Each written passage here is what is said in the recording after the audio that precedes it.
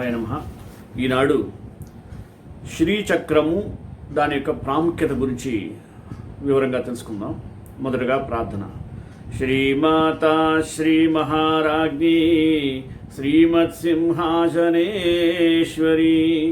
చిదగ్నికుండ సంభూత దేవకార్య సముద్యత సర్వమంగళమాంగళ్యే శివే సర్వార్థసాధికే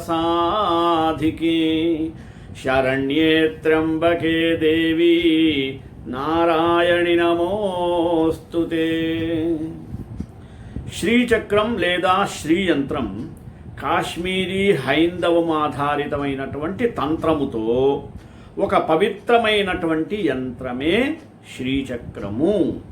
దీనిని జ్యామితీయ నిర్మాణము, ఒక బిందువు చుట్టూ వివిధ దిశలలో ప్రయాణిస్తూ ఉన్న చిన్న చిన్న త్రిభుజాలు చివరకు రెండు వ్యతిరేక దిశలలో ఉద్భవించే పెద్ద త్రిభుజాల వలె ఉంటుంది.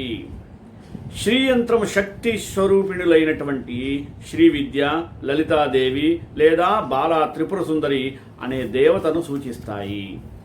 దీనిలో 4 సమద్విబాహు త్రిభుజాలు ఊర్ధ్వముఖంగా ఉండి శివుణ్ణి లేదా పురుష శక్తిని సూచిస్తాయి. 5 సమద్విబాహు త్రిభుజాలు నిమ్నముఖంగా ఉండి శక్తిని లేదా స్త్రీని సూచిస్తాయి. కావున శ్రీచక్ర యంత్రము వ్యతిరేక దివ్య శక్తుల సంగమమును సూచిస్తుంది. ఇందులో త్రిభుజాలు మొత్తం 9 ఉన్నందున దీనిని నవయోని చక్రం లేదా నవచక్రం అని కూడా పిలుస్తారు. భూప్రస్తారం రేఖాచిత్రం వలె ద్విమితీయం అంటే 2 డైమెన్షనల్గా ఉంటుంది. రెండవది మేరు ప్రస్తారం పిరమిడ్ వలె త్రిమితీయం అంటే 3 డైమెన్షనల్గా నిర్మాణించబడితే మహామేరు అంటారు. సరైన బీజాలు మంత్రాలు లేనిదే శ్రీయంత్రము నిరుపయోగము. ప్రాణప్రతిష్ఠ పూజలు చేయకున్నచో యంత్రము మరణించినట్లుగా సమానము. శ్రీచక్రంలో భాగాలు తెలుసుకోవాలి. ఫస్ట్ శ్రీచక్రంలో ఒక్కొక్క భాగం త్రిపుర సుందరి యొక్క సూచికగా భావించాల్సి వస్తుంది. బయట నుండి లోపలికి వెళ్ళే దిశలో మొదట శ్రీచక్ర భాగాలు 3 సమాంతర రేఖలతో కూడుకుని ఉన్న చతురశ్రాకారము. దీన్నే త్రైలోక్య మోహనం లేదా భూపం అని అంటారు. 16 రేకులు గల వృత్తము, దీన్ని సర్వ ఆశా పరిపూరకము అంటారు. 8 రేకులు గల వృత్తము సర్వ సంక్షోభణము. 14 ఉన్న త్రిభుజాలు సర్వార్థ సాధకములు. అలాగే 10 చిన్న త్రిభుజాలు కూడా సర్వ అర్థ సాధకాలు. 10 చిన్న త్రిభుజాలని సర్వరక్షకాలు అంటారు. 8 చిన్న త్రిభుజాలని సర్వరోగ హరింపులు. మధ్యనున్న ఒక త్రిభుజం సర్వసిద్ధి ప్రద. మధ్యలో ఉండే బిందువు సర్వ ఆనందమయ. ఇంత విశేషం ఉంది. ఇంకా చాలా ఉన్నాయి శ్రీచక్రంలో. వివిధ పరిమాణాలలో ఉన్న ఈ 9 త్రిభుజాలు ఒకదానితో ఒకటి కలుస్తాయి. వీటి మధ్యలో మానవ నేత్రానికి అందనంతటువంటి అత్యున్నత స్థానం కలిగిన అనంతమైన కేంద్రంలో బిందు రూపంతో శక్తి ఒకటి ఉంటుందట. ఈ కేంద్రం ఉండే సమస్త విశ్వము వ్యాపిస్తుంది. ఈ త్రికోణాల చుట్టూ ముందు దృష్టిని సూచించే 8 రేకులు గల వృత్తము, దాని తరువాత పునరుత్పత్తిని సూచించే 16 రేకులు శ్రీయంత్రము ఉంటుంది. అవి వృత్తాల్లా ఉంటాయి. వీటి చుట్టూ 4 దిశలలో పవిత్ర స్థలానికి ద్వారాలు కూడా ఉంటాయి. బిందువు అంతరాలలో కామకళ నిగూఢమై ఉంటుంది. దీనికి 3 రకాల శక్తులు ఉంటాయట.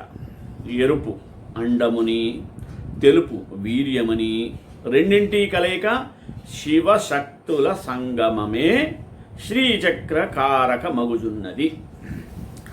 వామకేశ్వర తంత్రం ఒకటి.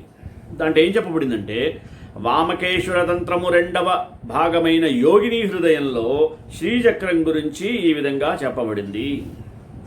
స్త్రీ శక్తి నుండి అగ్ని వెలువడతాయి. వీటి సంయోగముతోనే చక్రము ఆవిర్భవిస్తుంది. ఇదే చక్రము యొక్క మూలము అని చెప్పబడింది. మహోన్నతమైన స్త్రీ శక్తి స్వేచ్ఛగా సృష్టి అనే రూపాంతము పొందినది.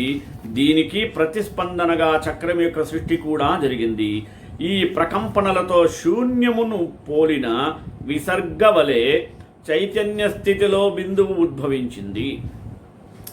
దివ్యశక్తి యొక్క ఈ స్థిర ప్రవాహంలో సంపూర్ణమైనటువంటి వ్యవస్థ అనే సముద్రము అవతరించింది. ఇదే ముగురమ్మల మూలపుటమ్మ మన పెద్దమ్మ విజయవాడ కనక దుర్గమ్మ. ఆమె కూడా ఈ శ్రీచక్ర ప్రభావితురాలే. చక్రంలో బైందవము అంటే బిందువుకి 3 రూపాలు ఉంటాయి. ధర్మము, అధర్మము, ఆత్మ. మాత్రము, మేయము, ప్రమము, నవయోని చక్రము చైతన్యానికి, అనంత సౌఖ్యానికి సూచిక. మంత్రము యొక్క 9 విభాగాలు ఉన్నాయి. అలాగే తంత్రశాస్త్రంలో శ్రీచక్రం గురించి ఏం చెప్పారో చూద్దామా. శివశక్తుల సంయోగమే శ్రీచక్రము. ఈ చక్రం మధ్యలో బిందువైన బీజము నుండి సమస్త లోకాలు భూతాలు పుట్టినవి కనుక శ్రీచక్రము సమస్త కామిత ఫలము. ఆది అందు పరమేశ్వరుడు ఒక్కొక్క కామ్యమును ఒక్కొక్క తంత్రశాస్త్రం చొప్పున 64 తంత్రశాస్త్రములను చెప్పాడట. కామ్యములన్నింటినీ పొందుటకు 64 తంత్రములను పూజించట కష్టసాధ్యమని పరమేశ్వరుని సులభమైన మార్గము చూపించమని దేవతలు వేడుకుంటే ఆయన శ్రీ విద్యోపాసనను అనుగ్రహించాడు. అంటే త్రిపుర సుందరి, శ్రీచక్రము, శ్రీ విద్యామంత్ర ఉపాసనలనే శ్రీ విద్యోపాసన అంటారు. దీనివలన ప్రయోజనం ఏంది? సమస్త కార్యాలు, కోరికలు నెరవేరుతాయి. ఇందులో కూడా 12 సంప్రదాయాలు ఉన్నాయి. శ్రీచక్రము సహస్రార కమలము 2 ఒకటి. బహిహి పూజలకు శ్రీయంత్రము నుంచి పూజిస్తారు. మరి అంత పూజలకు సహస్రార పద్మందాగా బిందువు నుండే ఉంటుంది. దీనిలోని బిందువు నుండే పంచభూతాలు సమస్తం పుట్టినవి. ఇప్పుడు ఏమర్థమైంది? బహిపూజలకు శ్రీయంత్రము, అంతఃపూజలకు సహస్రార పద్మము. అందుకే సుధాసింధోర్ మధ్యే అని అమ్మవారిని పూజిస్తుంటారు. దీని అర్థం ఇది.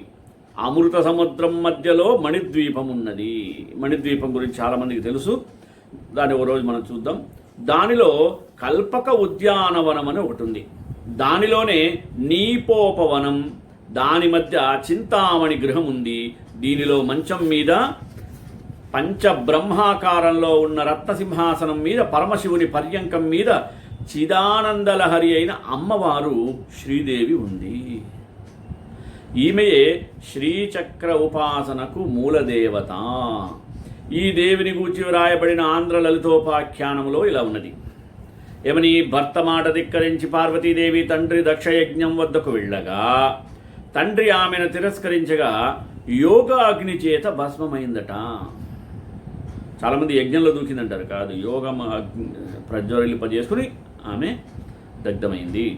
సరే, దేవి పద్మాసనంలో కూర్చొని ప్రాణములను బంధించి మూలాధార చిదగ్నిని నెగయించి నాసాగ్రనయై చిదగ్నిని ప్రజ్వలింపజేసింది.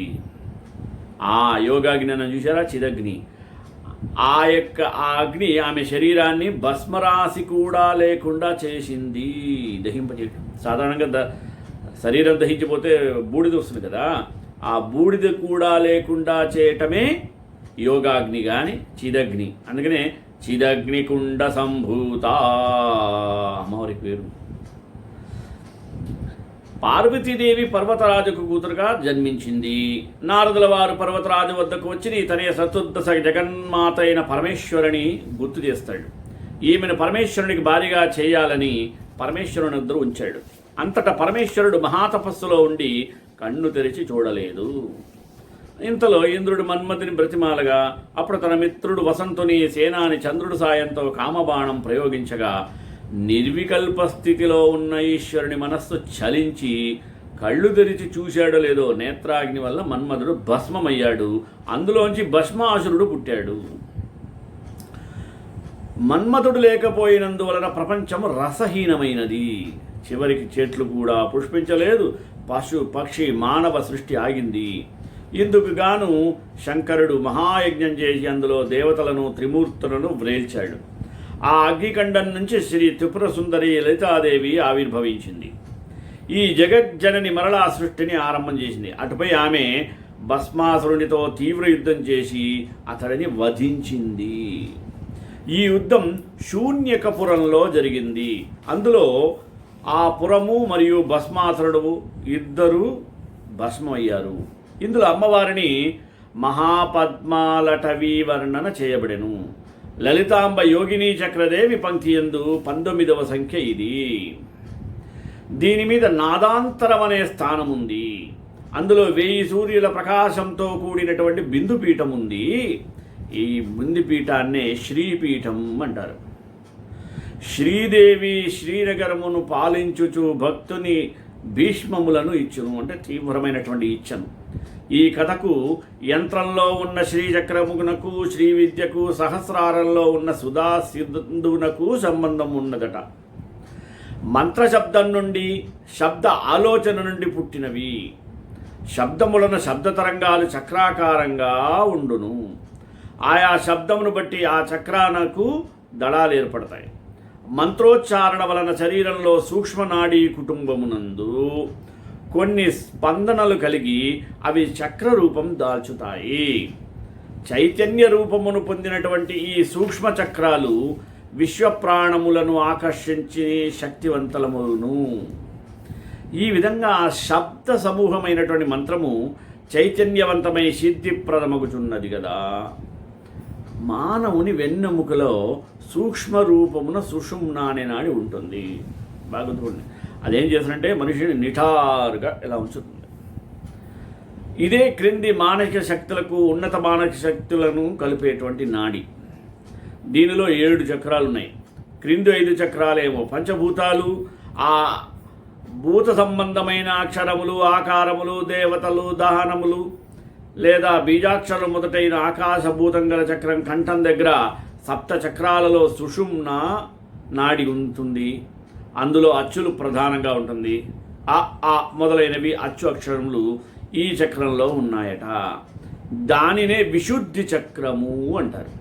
తరువాత వాయువు అనాహత చక్రంలో ఉంటాడు.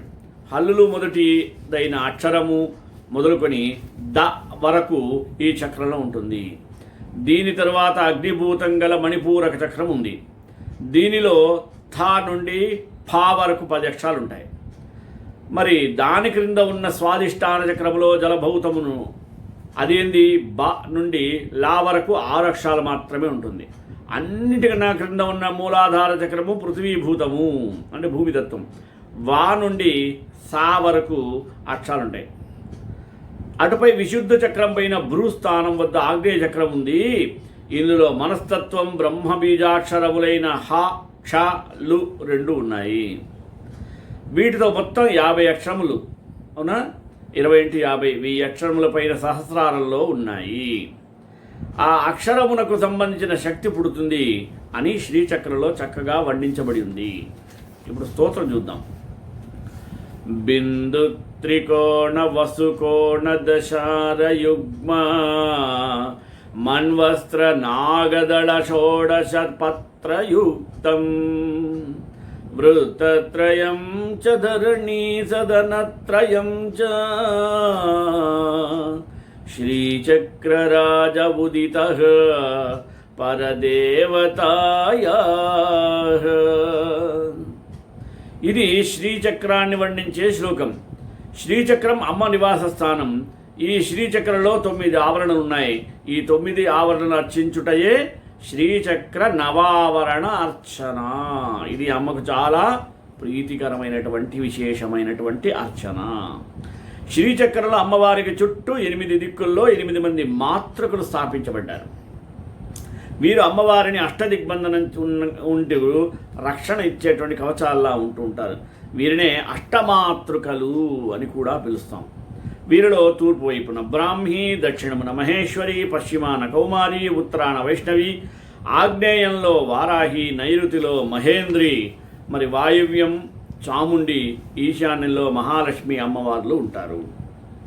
అష్టమాతృకలతో శ్రీయంత్రం అష్టదిగ్బంధనంగా చేయబడింది. దీనికి తంత్ర మార్గంలో చాలా గొప్ప ప్రాముఖ్యత ఉంది. శ్రీచక్రతంత్రం తెలిసిన వారు, సిద్ధి పొందిన వారికి లోకంలో ఎటువంటి ఎదురు ఉండదు, తిరుగు లేకుండా ఉంటారు. వారే గొప్ప శక్తిమంతులు. వారిని ఆ గృహంలో నివసించే వారికి ఎటువంటి ఆపదలు, ఆర్థిక బాధలు, క్షుద్ర బాధలు దగ్గరికి రావు. ఇలా జరగాలంటే గృహస్థు కూడా ఇంటిలో ప్రతిష్ఠించబడిన శ్రీచక్రానికి విధిగా పూజాధికములు నిర్వహిస్తూ ఉండాలి, నైవేద్యం సమర్పించాలి. ఈ విధంగా శ్రీచక్ర ప్రభావం అన్ని విధముల శుభశ్రేయ సమస్యలను కూడా పోగొడుతుంది. అలాగే శ్రీచక్ర మంత్రం తెలుసుకోవాల్సి. ఓం హ్రీం నమః కృష్ణవాససే శతసహస్రహింసిని సహస్రవదనే మహాబలే అపరాజితే ప్రత్యంగిరే పరసైన్య విధ్వంసిని పరమంత్రౌత్సౌదిని పర్వభూతదమని సర్వదేవాన్ బంధ సర్వ విద్వాన్ ఛింది ఛింది క్షోభయ క్షోభయ పరతంత్రాణి స్ఫోటయ స్ఫోటయ సర్వశృంఖలాన్ త్రోటయ త్రోటయ జ్వాలా జిహ్వే కరాలవదనే ప్రత్యంగిరే హ్రీం నమః. ఇది శ్రీచక్ర మంత్రం యొక్క మూలం. మన దేహం శ్రీచక్రం. దీనికి ప్రభావం ప్రాముఖ్యత గురించి తెలుసుకున్నాం. సృష్టి లేని అంతర్ముఖంగా దాగి ఉన్న శక్తిని గమనించండి. మన మహర్షులు వివిధ శక్తులు, దేవతలు, ప్రాణులు అన్నీ ఆ పరాశక్తి నుండే పుట్టాయి. అయినా దేనికి అవే ప్రత్యేకతను పనికొరకు ప్రత్యేక గుణములు కలిగి ఉంటాయి. అంటే ఒక గొలుసులోని వేరు లింకులు ఉంటాయి కదా, ఆ రకంగా మానవ శరీరంలో ఒక్కొక్క అవయవానికి ఒక్కొక్క స్థానము యొక్క పనిని కలిగి ఉంటాయి. అలాగే ఈ విషయంలో ఒక్కొక్క దేవతకు ఉండవలసిన స్థానాలు, చేయవలసిన పనులు ప్రత్యేకంగా నిర్దేశింపబడి ఉంటాయి. ఈ దేవతలకు యంత్రం రూపమైతే మంత్రం నాదవుతుంది. వేదవాక్కులచే ఆ దేవతల ప్రభుత్వ ప్రత్యక్ష వేదవాక్కులచే మహర్షులు చెప్పిన వాటిని గ్రహిస్తారని తెలుసుకోవాలి. వేదమునకు మూలము నాదం. వేదం అణువణువున నాదం అంటారు కదా. దాని నుండి బీజాక్షరాలు ఉద్భవించి మంత్రములుగా శక్తిని సత్కరించుకున్నాయి. అసలు యంత్రం అంటే ఏంది? యంత్రం అనగా ఆరాధించే దేవత యొక్క శక్తి స్వరూపమే.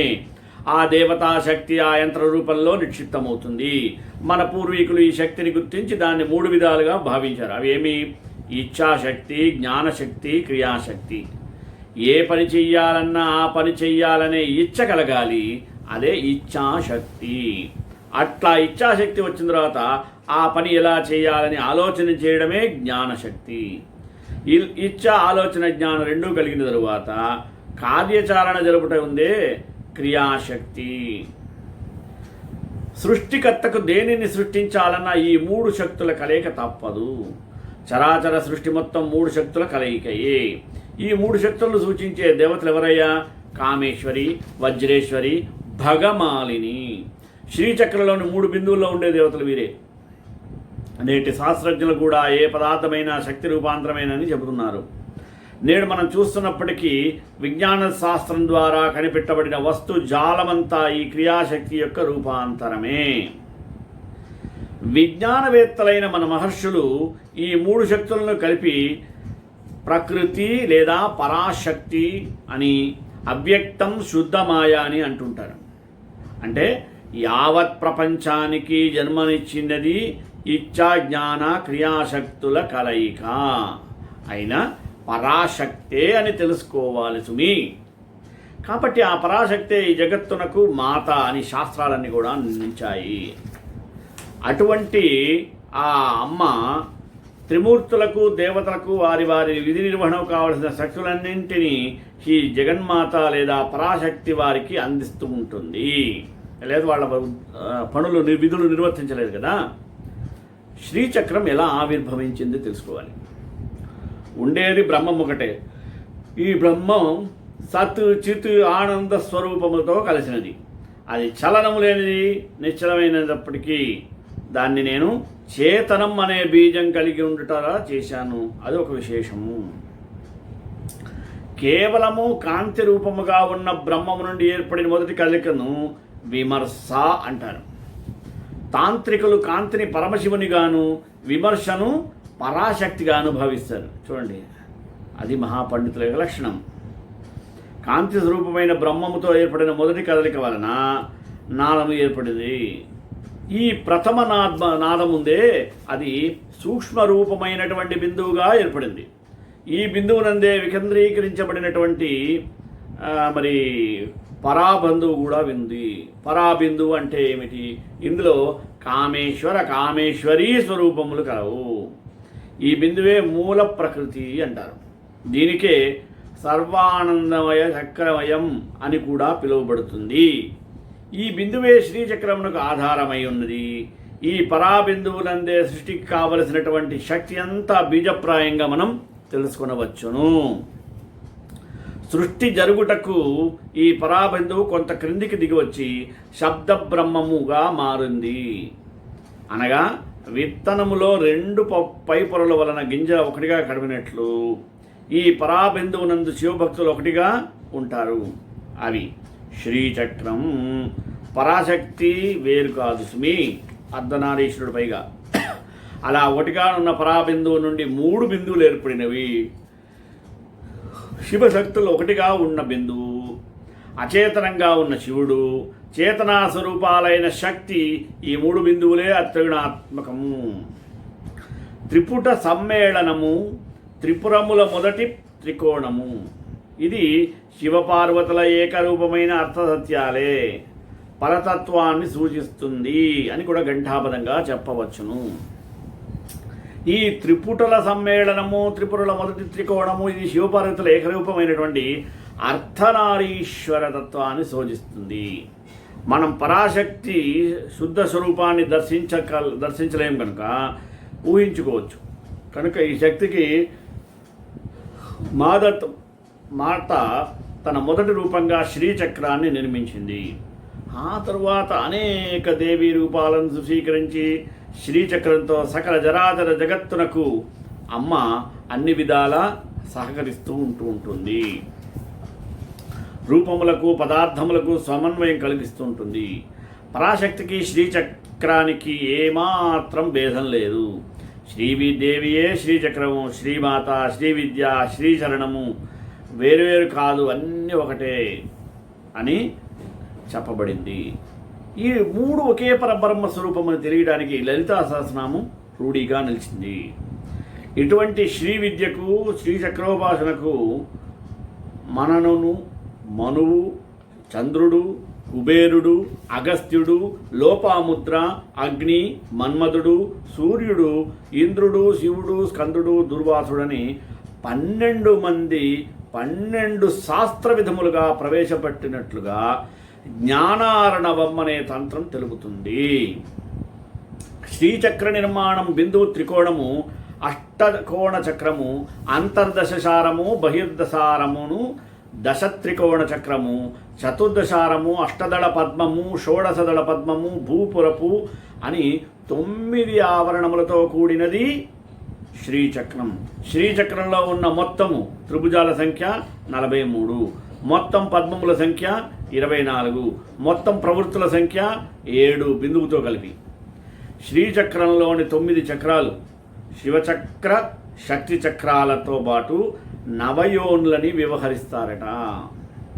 త్రికోణ, అష్టకోణ, దశకోణ ద్వయము, చతుర్దశ కోణములు, 5 శక్తి కోణములు. బిందువు అష్టదళ పద్మము, 4 శివచక్రాలు కలిపితే శ్రీచక్రము అష్టాచక్ర అవుతుంది. నవద్వారం అంటే 9 త్రికోణములతో వాటిలో 4 శివాత్మకం, 5 శక్త్యాత్మకం ఉంటుంది. శ్రీచక్రంలో నవావరణలను ఆరోహణ క్రమంలో ఇలా ఉంటాయి.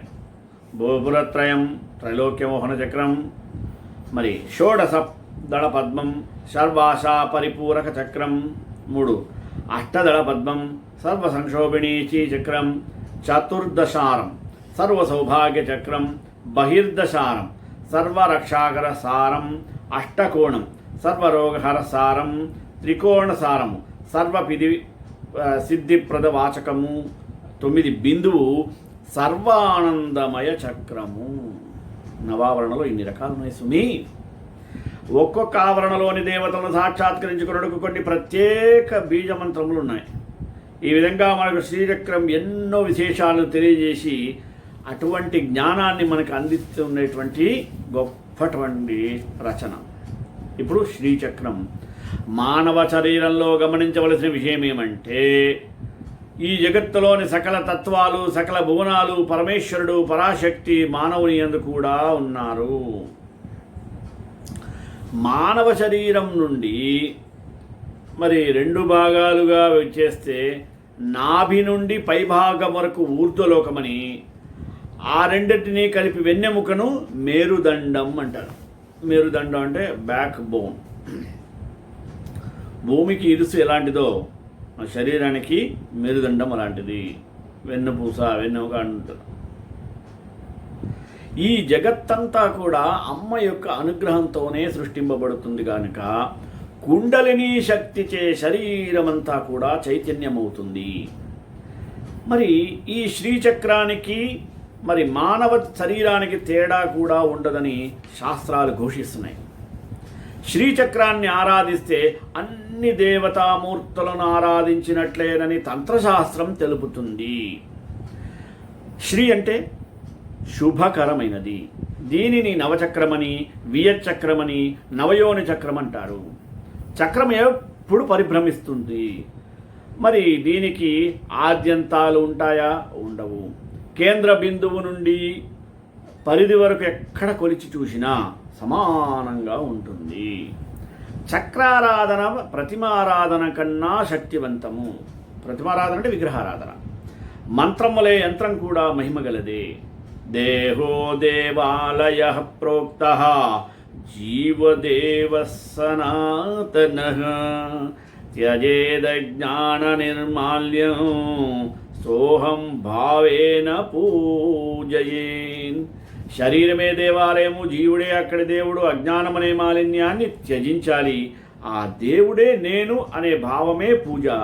ఆ భావనతోనే అర్చించాలి. కాబట్టి సాధకునికి ధ్యానము, పూజ, భావన బాహ్యము నుండి లోనికి చొచ్చుకొని పోయి ఆత్మను చేరుకోవాలి. విశ్వంలోని శక్తులన్నీ 9 ఆవరణముల ద్వారా ఉత్పత్తై మానవుని పంచకోశములందు ఉండేటువంటివి. ఏమో పంచకోశాలు? అన్నమయ కోశం, ప్రాణమయ కోశం, మనోమయ కోశం, విజ్ఞానమయ కోశం, ఆనందమయ కోశం. ఈ పంచకోశాలు. నిరంతర సాధన మార్గం శ్రీచక్రాన్ని మన శరీరంతో పోల్చి పరిశీలిస్తే జగన్మాత శ్రీ లలితాదేవి దర్శనం ఎంత అదృష్టంగా ఉంటుందో ఊహించుకోవచ్చు.